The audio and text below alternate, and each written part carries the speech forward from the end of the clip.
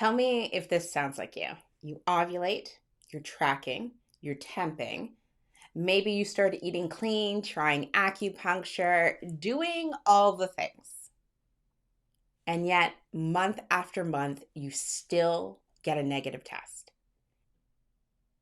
Today, we're diving into why is it that you ovulate, do everything perfectly, and you still get a negative test? If this sounds like something you are going through right now, I want you to know you're not broken and it's not your fault. Many of us, myself included, struggled with doing everything right and perfectly and still seeing a negative test. In today's video, we are going to dive into everything else that could be going on with your body that is impacting your chances at getting pregnant. Let's dive in.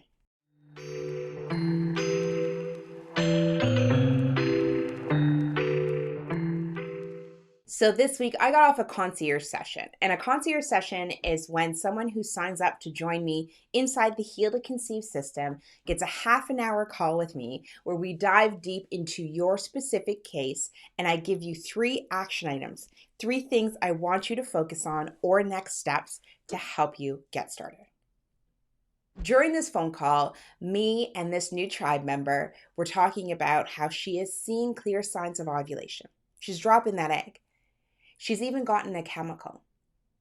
We talked about the temping, the progesterone. Not only is she confirming progesterone with a fertility device, she's also getting her blood work done on 7 days DPO. She feels like she is doing absolutely everything right, but month after month, she's still getting a negative test. Raise your hand in the comments if this story sounds like you, because I know that that was my story. And I want to be real for a second. We are told that ovulation is the key to everything. If you're not ovulating, you can't get pregnant. And while ovulation is the most important part of getting pregnant, there's still 3 steps to the process, and ovulation is only step number 1. We're told, informed, shown on Google, TikTok, everything, that if you ovulate, catch your surge, time things perfectly, you will get pregnant. But that is often not the case because we often don't focus on the other 2 parts of the equation. So part number 1 is, are you ovulating? And some people struggle to drop that egg. But there are a number of us, and I want to say many of us, struggle with parts 2 and 3. Part number 2 is the egg fertilizing? And part number 3 is, can you implant and carry to term? Depending on where you are, where your challenge and issues are, you could be doing everything right and not actually working on and solving the main issue that is holding you back. Ovulation means the egg was released. Check, done. But that doesn't mean that the egg was fertilized. It doesn't mean that it made it down the fallopian tube and was able to multiply to turn into a nice juicy embryo, implant into the lining, and it doesn't mean that you are able to carry to term. Ovulation is literally backing the car out of the driveway when you are trying to get to your destination. All you've done is get in, pack the car, and get on the road. Now, this video may feel like, are you kidding me? I have to do more. Sis, I'm going to let you know, you do not have to do more. Sometimes it's just about tweaking something that we're already doing. Moving forward, all we're going to do is look at the whole picture and not step 1. We want to see everything so we know exactly what to tweak, what to add, what to remove in order to bring that baby home. So the question becomes, what else needs to be in sync to make sure that we have the best environment, opportunity, and chance to see those 2 pink lines? Now, there are 4 main areas that we want to look at and focus on. And again, I want you to think about this as not adding more. And not that you're doing something wrong. We just saw a snippet of the picture and we nailed that part. Now it's time to move on to the whole thing. Let's dive in. Number 1 is egg quality. Ovulation tells us that you got in the car and you backed down the driveway. Egg quality tells us if that vehicle is healthy and strong enough to get you to your destination. Let's dive into a few things we know about egg quality. We are born with all of the eggs we are ever going to have. And so as we get older, the quality of the egg declines. It is science, it's biology, it declines. We can help support egg quality by taking the supplements. I dive deep into egg quality in this video right here. So if you want to learn more about it, jump into this video next. We also know that there's no blood test to really show us if your egg quality is poor, is good, is amazing. There's nothing. But science has shown us that repeated chemicals, repeated miscarriages, as well as perfect timing and negative tests can be a result of egg quality. Number 2 is sperm health. Cis, sperm is 50% of the equation. Your sperm analysis could come back normal, but there still could be some things going on with the health of the sperm. We want to make sure we look at motility, morphology, and timing that the sperm can survive inside the uterus. If the sperm can't reach the egg, or it's not strong enough to fertilize the egg, then no amount of ovulation timing is going to bring your baby home. Number 3 is your progesterone and the luteal phase. Cis, ovulation is all about dropping that egg, and progesterone is holding the doorway open long enough for that egg to fertilize and implant. If your progesterone isn't strong enough, if it drops too quickly, then implantation will not happen and your period will start. Check out this video on progesterone and your luteal phase to learn about what it does, when it does it, and how to support it. Progesterone is one of the key hormones to bringing your baby home. Number 4 is your uterine environment. Cis, there's not enough conversation about the health of the uterine environment and your lining. Things like fibroids, polyps, endometriosis all impact your ability to conceive. Things like low iron, guilty as charged for years on end, do not bring enough oxygen and blood flow to the lining in order for a fertilized egg to implant. We do not talk about the impact of your uterine environment enough. In order for fertilization to happen, your uterine environment, your uterus has to say yes. It has to say, it's go, I'm ready, this is a safe space. Things like poor blood flow, weak uterine lining, fibroids, polyps, even inflammation and clotting disorders all impact your ability to conceive. They all impact the ability for that fertilized egg to burrow into the uterine wall. And number 5 is stress, burnout, overwhelm, like all of the safety signals. If your body does not feel safe, it goes into fight, flight, freeze, and literally shuts down your ability to reproduce. I know we don't really talk about this enough, but stress has a very big impact on your ability to bring your baby home. If your body doesn't feel safe, it won't sustain pregnancy. So things like chronic stress, emotional exhaustion, burnout, not only have a mental impact on your body, but your body says it needs protection and wreaks havoc on the hormones that allow you to reproduce.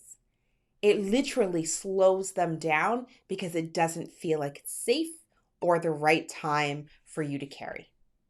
But here's the part that really feels unfair, or here's the part that felt really unfair to me. Nobody told me that these things had an impact on my ability to bring my baby home. Not one person. Everyone told me focus on ovulation, LH strips, supplement.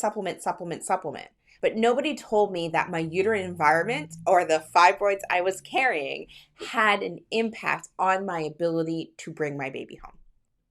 And if someone had just shared that piece of knowledge with me, maybe my journey wouldn't have taken 4.5 years. Okay? Yeah. I was so focused on making sure I had the perfect timing and I was taking the right supplements that I missed one of the key parts. I missed one of the key parts.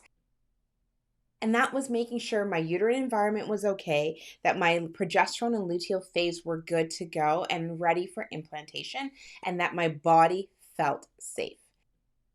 And this is exactly what I teach you how to uncover and understand. Really, how to decode your missing piece or the thing that's holding you back and bring your baby home.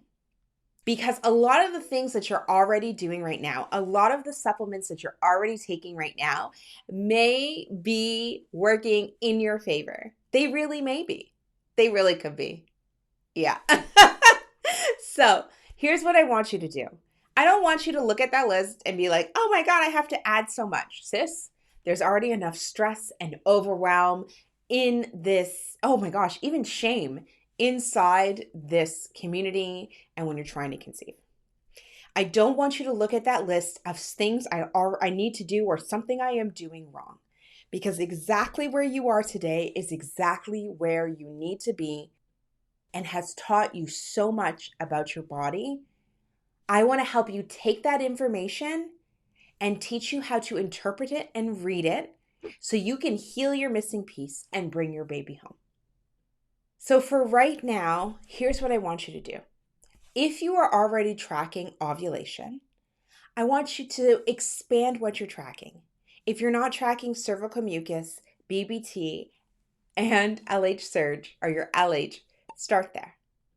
Then I want you to monitor what's happening in my luteal phase. How long are my temperatures staying up? And what is my blood progesterone on 7 days DPO?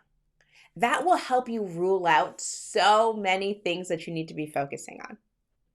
Getting your blood work done. Tests like progesterone, B12, vitamin D, iron, and a thyroid panel can all help tell you if your body thinks it's safe to get pregnant.